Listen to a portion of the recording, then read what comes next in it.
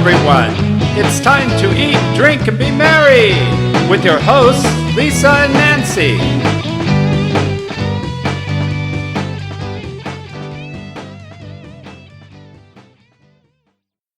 Hey everybody, this is Lisa and Nancy, and we are in the pantry area. It's not really the snack area. It's the breakfast porch. The breakfast porch with Ruth Andrus, who is one of the innkeepers.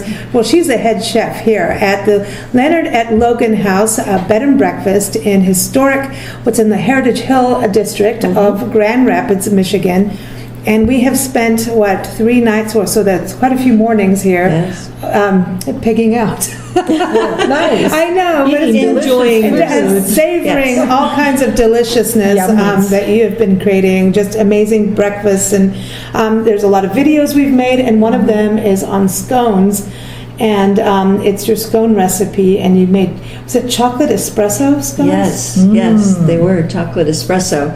The lovely thing about this recipe is that you can change it up. I have this base recipe, and you can change it to so many different varieties. Oh, cool. I like those kind of recipes. Yeah. So can I just tell you the recipe real quick? Yeah. So it's 1.5 cups of flour and 3/4 of a cup of rolled oats, or just raw oatmeal, a 1/4 cup of brown sugar, 2 teaspoons of baking powder, a 1/2 teaspoon of salt, and depending on if you're making something cinnamon or less cinnamon or more cinnamon, you can alter your cinnamon amount by either a 1/2 teaspoon or a teaspoon or 2 teaspoons. Cool. So, and then you mix all those dry ingredients together, cut in a 1/2 cup of butter with 2 knives. I like to do that until it's like coarse crumbs.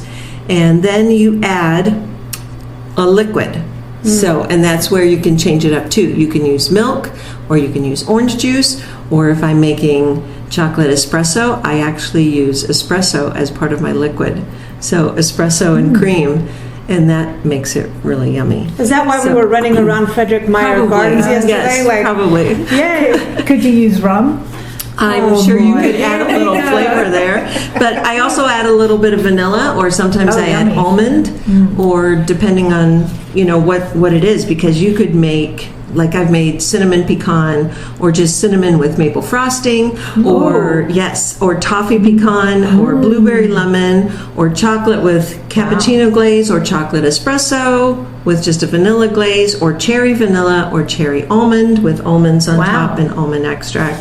Or cranberry orange. Those are lovely, because with the orange, I use orange marmalade as part of the liquid substitute. And those are really, and a little bit of orange marmalade in the glaze as well. Lemon poppy seed. You could do pumpkin in the fall and just add a few more spices like nutmeg, cloves. That's a good idea. So this is like, here's your base, go to town. Right. And according to the celebration. I mean, even the orange, the orange one sounds really good, and cranberry for Christmas time. Oh, yes. Yeah. Oh, my. This is good. Yep. Those, and it's interesting that you use oats. Is that kind of a binder? Yes, it is a binder. And plus it makes it a little more healthy. There aren't any eggs. This is very That's healthy. how we fool ourselves. We really like healthy recipes. Yes, this is so healthy. Yeah, and then the frosting, does the frosting change up, or does it stay the same? No, the frosting does change up. So I use about like 1.25 cups of powdered sugar, and then some kind of flavoring, either vanilla or almond or orange or lemon or espresso. Okay, so again, a base. So yes, again, you just use your powdered sugar, use a flavoring, or sometimes I use orange jam or a different kind of jam, and a little bit of half and half to make it a consistency that you can spread on top. Easy. So good for celebrations, and even, I mean, right now we're doing intimate gatherings, right? Oh, yes. Depending on where you are. So, and this is something, in the holiday season, can't people just make these as a gift and ship them out? Oh, yeah. They would do great for that. Yeah. Yes, they would. Okay, so there's a good idea for folks. Mm-hmm. And it's cost effective, and it's, something made, handmade, Right. Right. So that's a good idea. So everyone, the recipe is on blendradioandtv.com. You can also see the video there. But having, filmed all these recipes with you over the last few mornings, Ruth, a couple things that I noticed that were just like, oh, I didn't know you could do this. So one was you were making cinnamon rolls this morning. And the cinnamon rolls, you use buttermilk inside your cinnamon rolls. Yes. Why buttermilk? Buttermilk will interact with the yeast and make it lighter, fluffier, and gives it a little more flavor. And then you said that you could use, You could use a soured milk instead of buttered milk. but you also gave like a tip on how to make your own. Right, because you just take a cup of milk and then put a tablespoon of apple cider vinegar in there, let it sit for 5 minutes, and it kind of ferments it, turns it sour. The other thing too is cinnamon rolls, which is, this is, you're going to see this recipe at some point too. You talked about how you test the temperature of water, Yes. and you use it like you're taking care of a baby. Yeah, you do, because I test it on my wrist, because that's more of a sensitive area. Because if you test it with your fingers, my fingers are so calloused, it would be super hot before I would feel it. So you test it there, and when it's warm to your wrist, then you know it's a good temperature. The other thing I noticed a lot of times, of course, because you're running a bed and breakfast, but I think also for busy moms or anyone who's busy, right?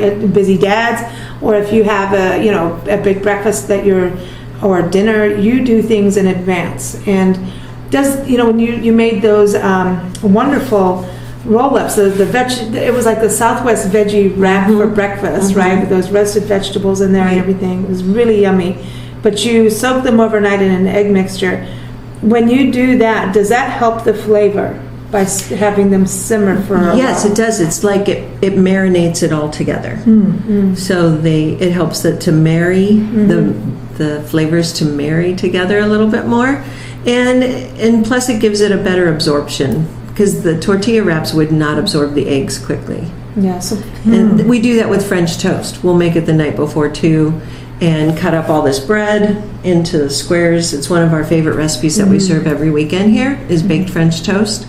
And then we cover it with this egg, cream, and milk mixture, and let it soak overnight, sprinkle it with cinnamon, and then put this lovely topping on of butter, sugar, and pecans, and maple syrup. And it's really to die for. Yeah. do you have a special thing that you really love to make the most? Oh my goodness. That's a tough one, because I just like cooking. She really does. I like making new things, because sometimes you get tired of making the old things, even though everyone still likes them. But it's like a new recipe feels like an adventure. Okay. Cool. And that's the other thing, assembly style. So you do talk to the food. Do you know that? Yeah, I think I do. Yeah, she's like, because she was whipping something and something flew out of there, and she's like, "Oh, look at you going on an adventure!" And I'm like, she's talking to the food and she's cooking. Yeah. Well, and I ask it to do well for me. Go bake and go do your thing, and Okay, flavors, Mary, and there. I'll see you in the morning. Have a happy time. That's funny. So I think you do need to do a recipe book. Oh, that would be wonderful. I have been asked by so many people to do that.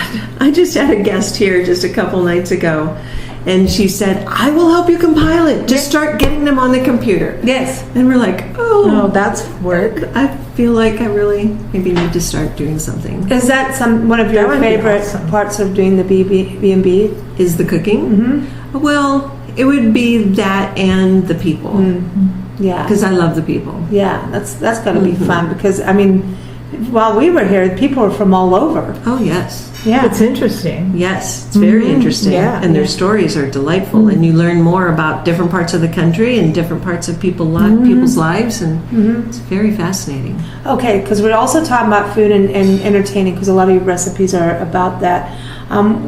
Travel, Nancy and I have been traveling during the COVID times, past the shelter in place mode from where we were in California.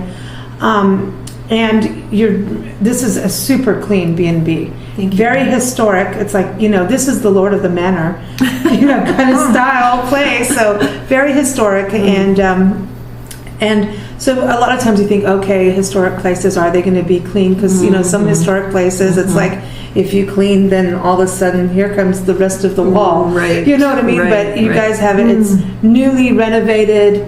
It's clean as can be. But your dining area, I think this is interesting. You have separate seating areas, whether it's outside in the patio, the other side of the B&B. you've got so Right. many places for people to social distance over their meal, Mm-hmm. but in your dining room you have this magic box of clean air thing. And I think this is something interesting for guests coming here, but for people to look at maybe even their own homes. Right, right. And that it's a purification system, and it's made by Velara, and it's called Active Pure, and it's actually NASA approved.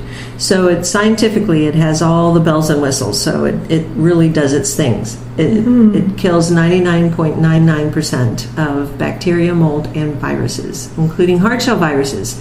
And we thought, well, to make people feel more safe and feel like the air in here is clean, the atmosphere is good, we need to invest in that.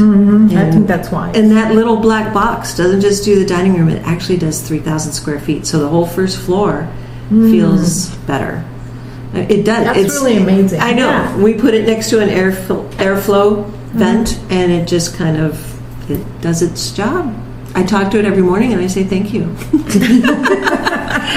Do you talk to your plants too? Yes, I do. Because they have a beautiful garden. Yes. And some you do some of your own chives and basil. And Yes, I grow my own chives, basil, oregano. My cilantro keeps dying, so I don't know what's up with that. It's touchy.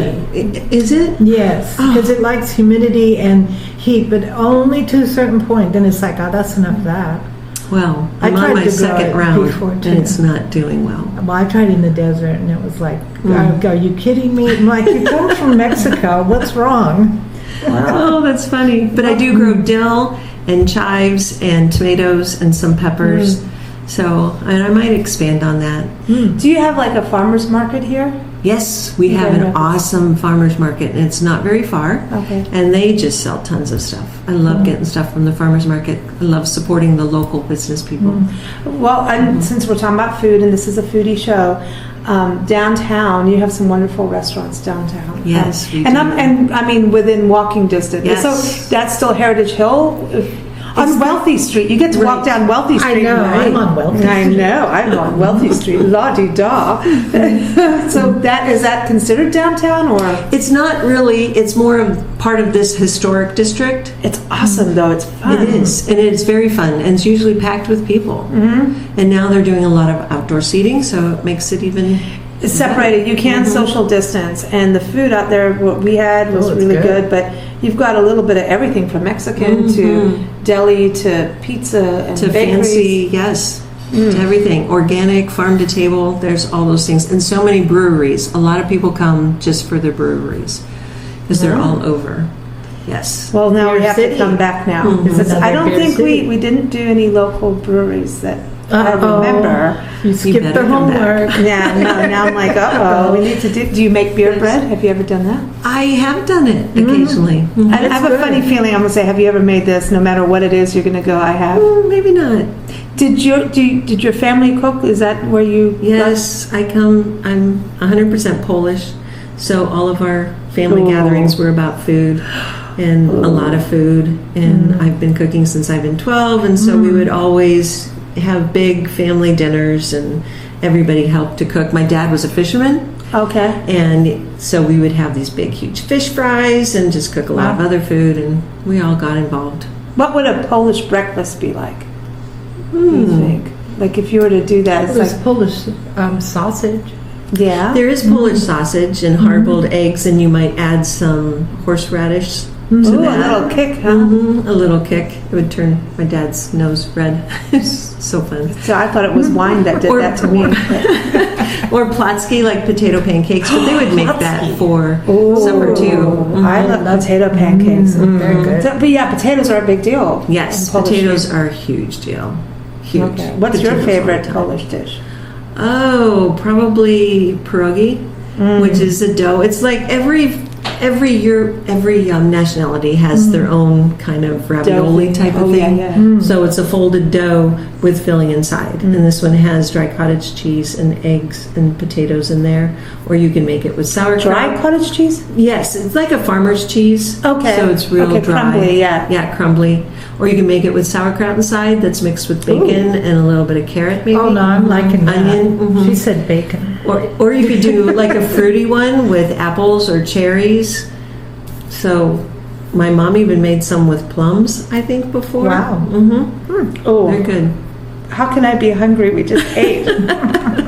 Well, thank you so much. It's been such a Very fun welcome. time here, and we can't wait for everyone to see your recipes on Big Blend Radio and TV magazine and on BlendRadioandTV.com. We have a lot of recipes. How many did we film, do you think? 5? 1, 2, 3? Four? Wow. 5? It's 4? I don't know. I lost track. I know the first day we did 2, because we did your apple roses. Oh, that's right. We did this vegetable wrap. And the vegetable wrap, and the omelet next day roll? we did the omelet roll, Cinnamon and then the rolls. cinnamon rolls, so 4. Yeah, and then we got scones, so that's 5, but not filming. But you will see pictures, and you will be hungry, and you're going to want to make these. I hope so. Thanks so much, You guys everyone. are awesome. Oh, it's so much fun here. And your website for everybody to go to. LeonardAtLogan.com. Yes. I like that.